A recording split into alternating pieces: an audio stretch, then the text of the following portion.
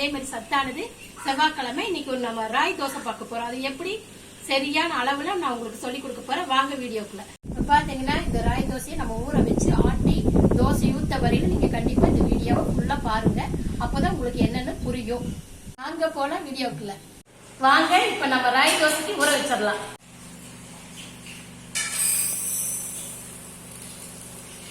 Tumbler தான் எடுத்துருக்கேங்க. இந்த டம்ளர்ல 2 டம்ளர் ராய் போட்டுக்கலாம்.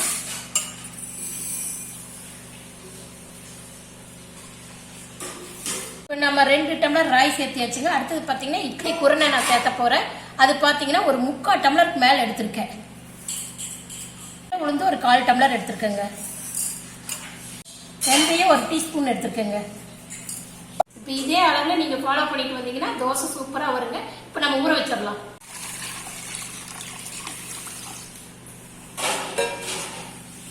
இப்போ நம்ம இது ஒரு டைம் நல்லா வாஷ் பண்ணிட்டு 2 மணி நேரம் ஊற வச்சு மாவாட்டிடலாங்க.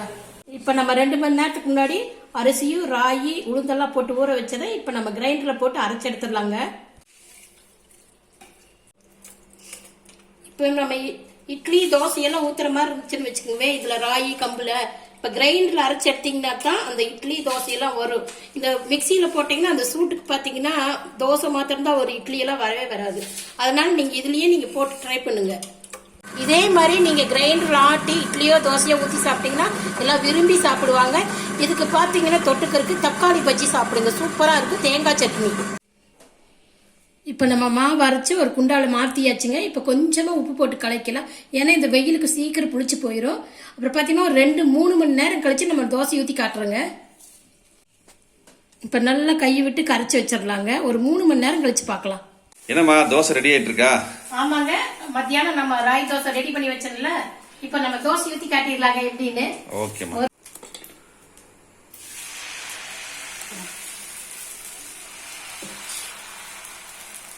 ராகி தோசையா?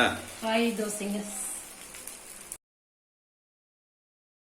இப்போ ராகி தோசைக்கு என்னமா சைட் டிஷ் நல்லா இருக்கும்? சட்னிஸ் எல்லாம் எல்லாமே நல்லா இருக்கு. ஆனா அதுக்குன்னு பாத்தீங்கன்னா நெடக்கலை சட்னியும் தேங்காய் சட்னி கம்பு தோசைக்கு மாதிரியே தான் இதுக்குமே. புதினா சட்னி சட்னி நல்லா இருக்காது. இது நல்லா இருக்கும். தக்காளி பஜ்ஜி கிடைச்சா நல்லா இருக்கும். தக்காளி தொக்கு மாதிரியா? சூப்பரா இருக்கும் தக்காளி பஜ்ஜி. தோசை வந்துச்சா?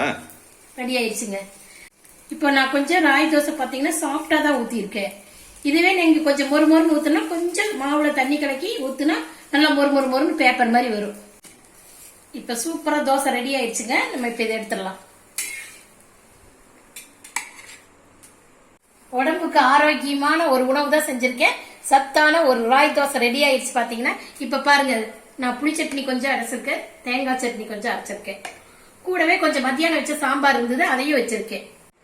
சத்தான ராய் தோசை ரெடி ஆயிடுச்சுங்க. சூப்பரா ரெடி ஆயிடுச்சு. பார்க்கவே இப்பவே சாப்பிடணும் போல இருக்குதுங்க.